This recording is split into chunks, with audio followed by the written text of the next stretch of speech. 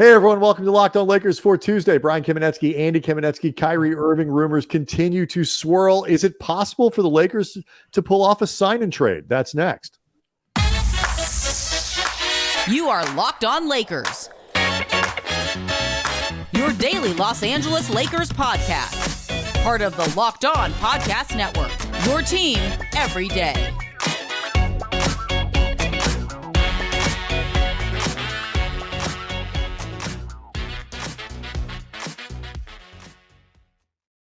Thanks to everybody for making Locked On Lakers your first listen of every day, Monday through Friday, no matter how or where you get your podcast. It's always going to be free. It's never going to be behind a paywall. And Locked On Lakers on YouTube is where you can go hang out with over 17,000 subscribers.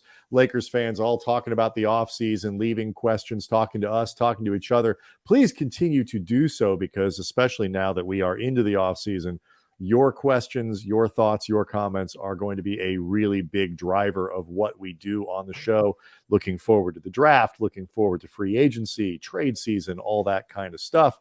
Andy, speaking of which, it was a 3-day weekend, a holiday weekend for everybody, but the rumor mill, Andy, does not take holidays.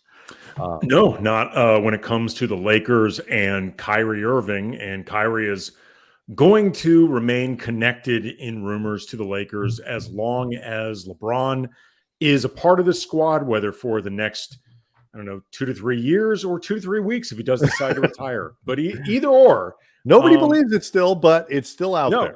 No, I mean, and you and I have made it very clear, as much as we don't think this was complete smokescreen where we do bet, we are going to bet on LeBron returning. But either way, as long as LeBron is here, you will hear rumors of Kyrie, which led to a report by Marc Stein, a longtime NBA reporter, great Substack. Everybody should subscribe, particularly right around now, because if there's any team Marc Stein knows well, it is the Dallas Mavericks.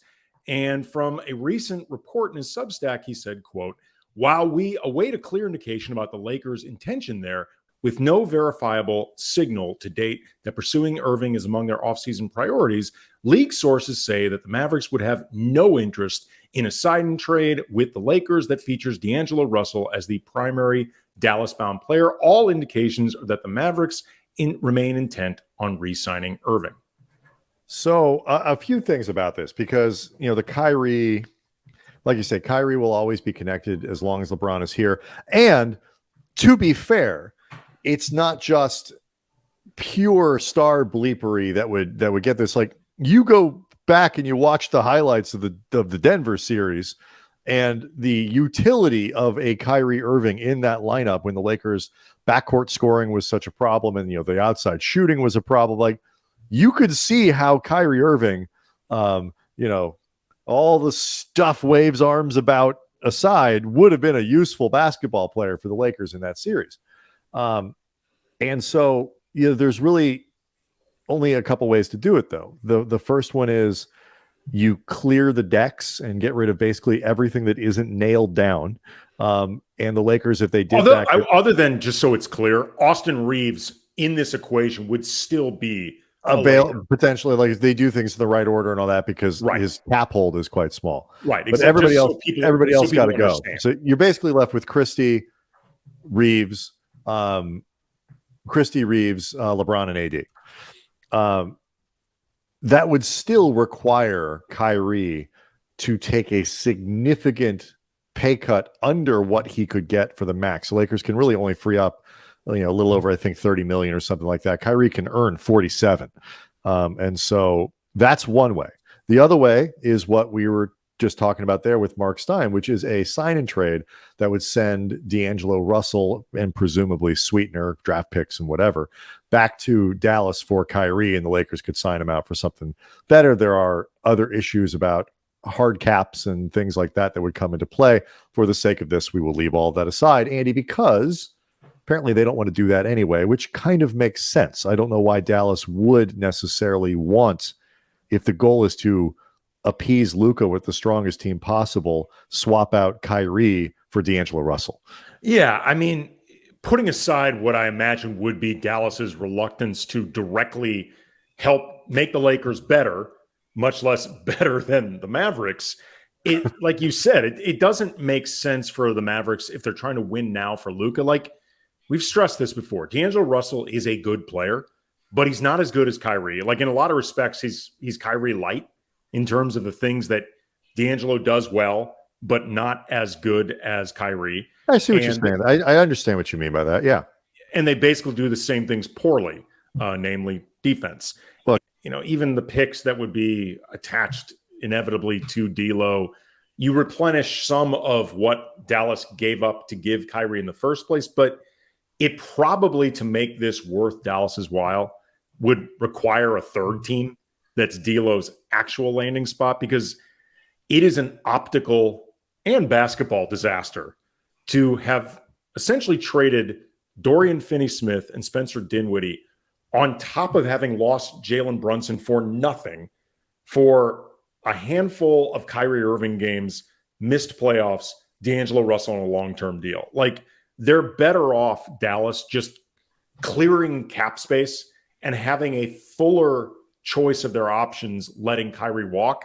Like, they're going to have more cap space in that situation. It becomes really complicated for Pelinka to get Kyrie via trade. It most likely requires him to walk specifically to the Lakers while giving up money in the process. Right. And even, by the way, even in a sign and trade scenario, there's still a very good chance Kyrie would still have to take less money to make it not as much necessarily. The Lakers could put in Jared Vanderbilt. They could do other things, but it would still almost surely require him, potentially at least, to take less money. And it's just highly unrealistic. And like you say, it's not a talent thing, because Kyrie is still one of the transcendent offensive players in the league. I mean, there's no question about it. And from a basketball standpoint, it's never been the issue that you can't picture Kyrie, LeBron, and Anthony Davis being an effective threesome. Like, that is from a purely basketball standpoint.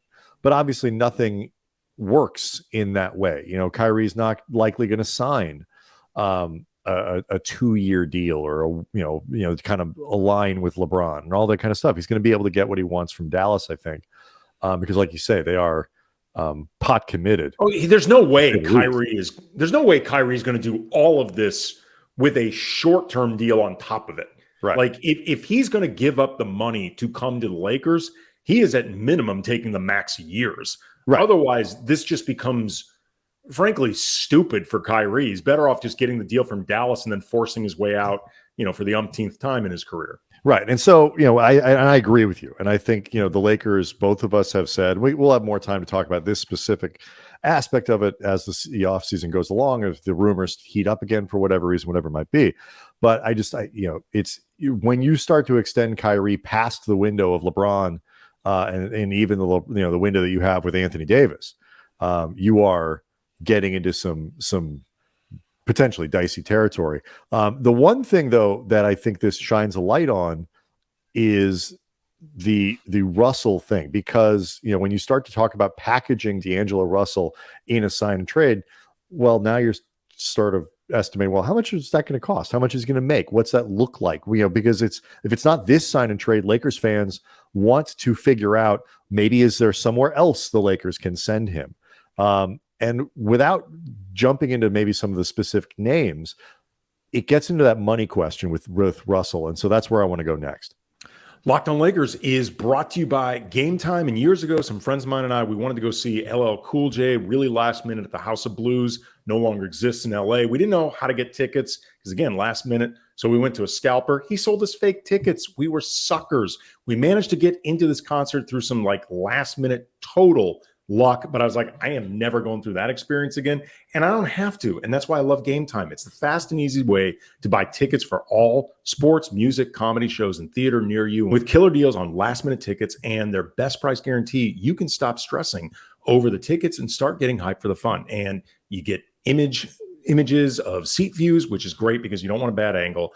You get the lowest price guarantee, event cancellation protection, job loss protection, and the Game Time guarantee means you will always get the best price. And if you find tickets in the same section or row for less, Game Time will credit you 110% of the difference. It's the fastest growing ticketing app in the country for a reason. Buy 2 tickets in a matter of seconds, 2 taps, tickets go directly to your phone, and you are set. Snag the tickets without the stress using Game Time. Download the Game Time app, Create an account and use the code LOCKEDONNBA for $20 off your first purchase. Terms apply. Again, create an account, redeem the code LOCKEDONNBA for $20 off.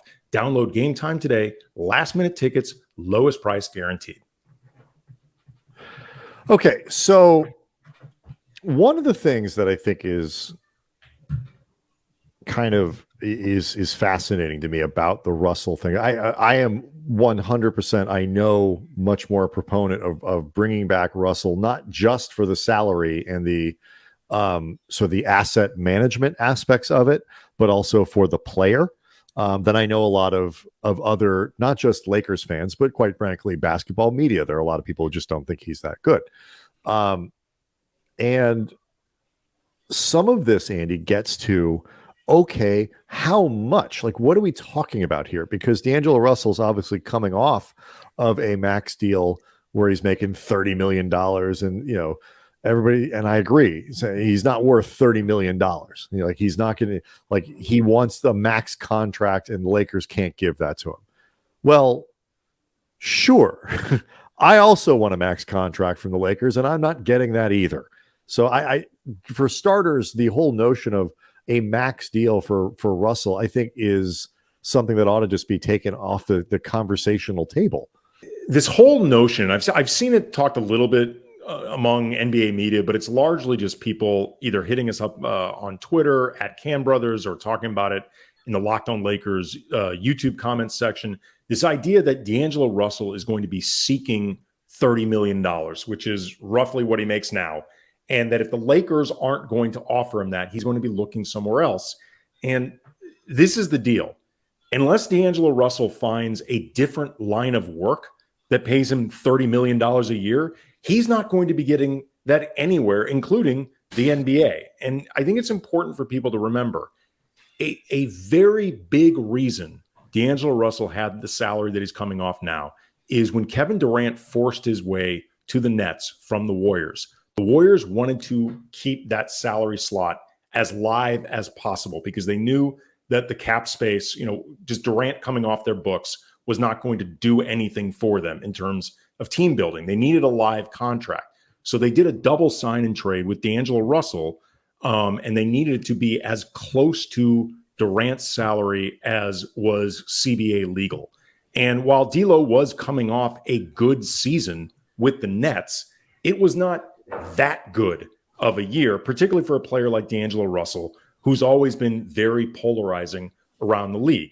Now, does that mean that D'Angelo Russell, isn't a good player in his own right? No, he's a good player. And I think I agree with Brian. He's been underrated in certain quarters.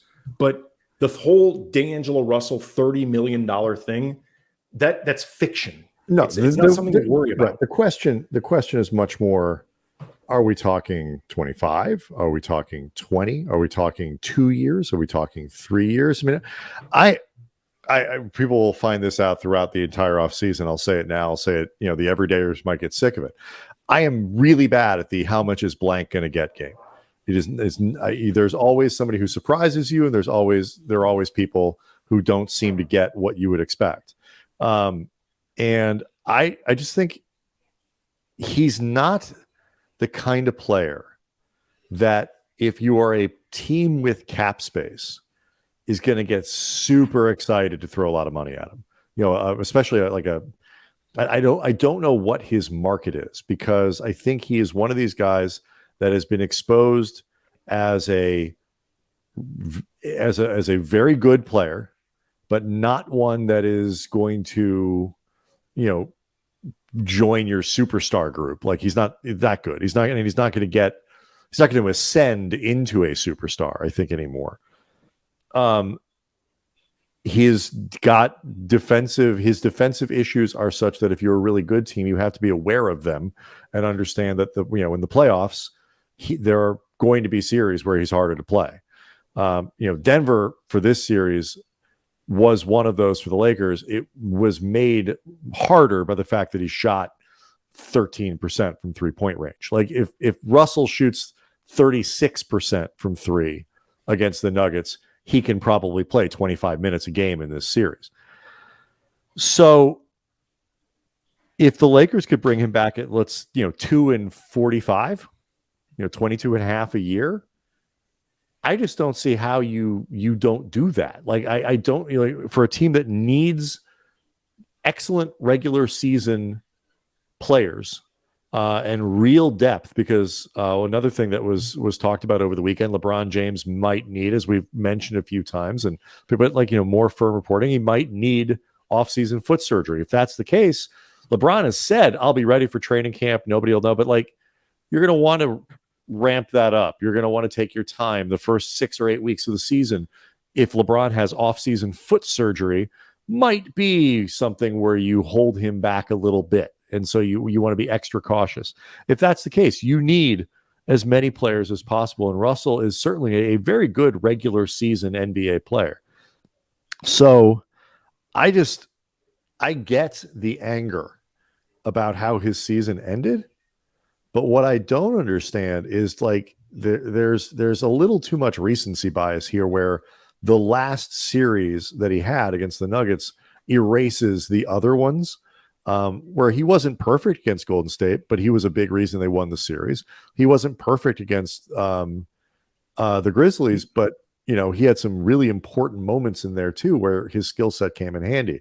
So, I mean, if I had to guess, tell me if you think I'm wrong, Andy, but if I'm thinking somewhere in the neighborhood of $20 million a year is probably what he costs. I think he has more value to the Lakers. I think the Lakers would give him more that he can get somewhere else.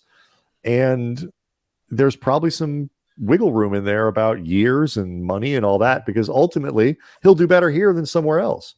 Yeah, I mean, for what it's worth, I tend to think I'm pretty good at predicting salaries, and I'm guessing it's going to be somewhere between 15 to 20, particularly if the years go longer.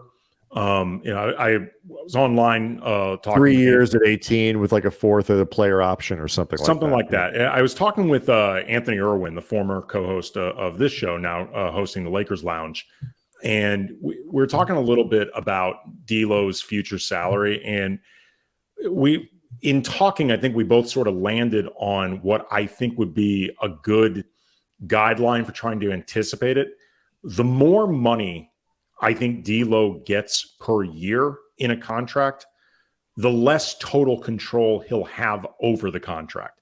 If say he was getting 25 a year, it wouldn't be for longer than 2 years.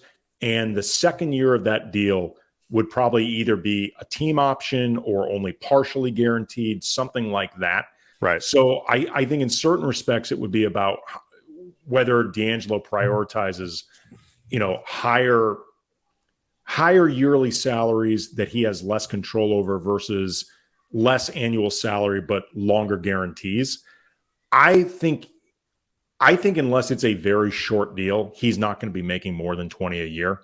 I think it's going to be somewhere between 15 and 20 in part because, as you alluded to before, there's not really another team around the league that's really in a place to pay him as much as the Lakers. I don't think he's going to have – I think he will have offers, but I don't think it's going to be a particularly robust market. No, I feel like he's the kind of guy teams will try to see if they can get on a cheap market, a non-taxpayer mid-level type thing. I think teams are going to kick the tires and, think, see if we can get him on a bargain, because there's a number at which, you're paying D'Angelo Russell $12 million a year, whatever it is, that is a steal by NBA standards. That's fantastic. But I if they let D'Lo walk, people need to understand this. There's no, unless they get really lucky on a bargain bin guy, there is no real mechanism for replacing him. And there's no team that I think is better equipped or needs to pay D'Lo more. So in a lot of ways, they're an imperfect match that I think does provide more good than bad for each other. And I think ultimately it's going to be like a marriage of semi-convenience where, there's some love, some affection, but you're always kind of looking around thinking, I could have done better. Yeah. Yeah. Let's talk a little bit about Rui too. And, because he's another guy who is it's the exact opposite of the D'Angelo Russell mark a de-escalation because he's a guy who's suddenly has earned himself a lot of money in the playoffs. And there's sort of an interesting contrast there that I want to talk about. So we'll get to that next. Quick reminder, Locked On Lakers today brought to you by the Game Time app. Download Game Time today, create an account, use the code Locked On NBA for $20 off your first purchase. Last minute tickets, lowest price guaranteed. So like the sign and trade thing, whether it's sign and trades, the trading of some of these different assets the Lakers have given themselves, whether it's Malik Beasley, whether it's Mo Bamba, whether it's D'Angelo Russell in a sign and trade, all that kind of stuff. I've seen the names that are going to start popping up, and I think currently, as Andy, this is going to surprise you, Lakers fans are currently underselling what it might take to get some of these players. I saw people talking about over the weekend Beasley and a pick essentially for Miles Beasley, Bamba and a pick for Miles Turner. I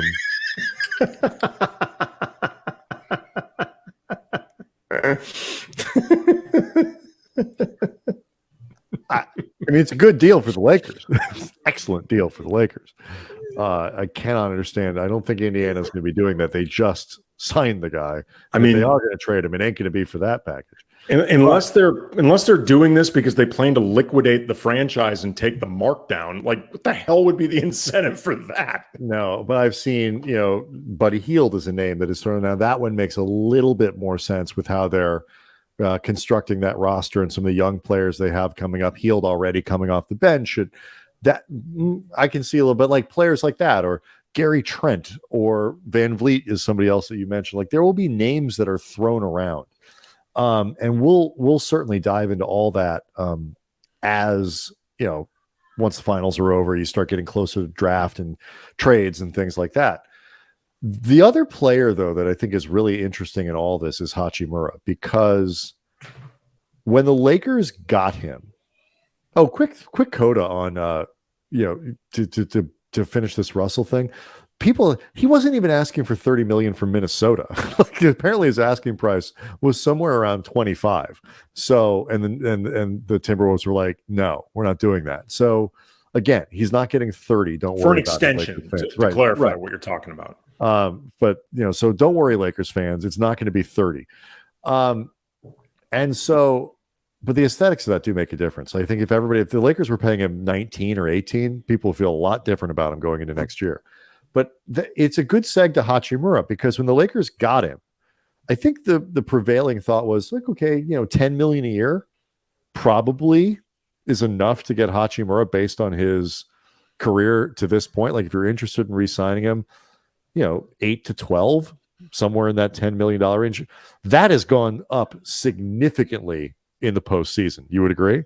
Yeah. Oh yeah. I mean, these playoffs, I mean, his regular season with the Lakers, but especially the playoffs, I think league-wide has been considered either a big-time revelation for Rui Hachimura or a big-time small sample size theater, don't get fooled.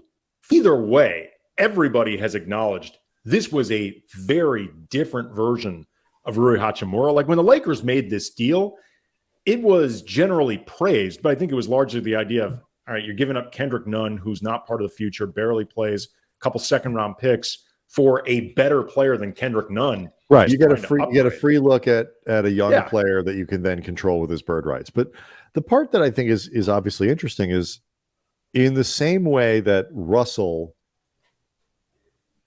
that you mentioned, is a sort of small sample size theater, is because there were moments during the regular season with Hachimura where, I remember we did a show where we were talking like, I'm wondering if he's playing his way out of utility, like, is he going to be someone the Lakers have to keep? Like, because he wasn't playing as much and his place in the rotation looked a little tenuous and all that. And well, I mean, I kept wondering why he wasn't playing. So but that's different. That's a different question. Okay. Then like, are they really, is he playing well enough? Is he playing enough that you would give him $12 million or 10? And, you have the trick in all of these things is, I would be nervous personally about giving Hachimura 3 years at 18 million a year or something like that, and being 100% comfortable that he was going to play to that contract. Like that, you were like, I am really confident that Austin Reeves is going to play to whatever deal he gets. I believe very much in his skill set, in the talent, in the variety of talent, and all of that stuff. I think he's just, I believe that. I believe in that. That if somebody puts a balloon payment in there where he's making 22 a year in the last 2 years, I think he will be a $22 million player.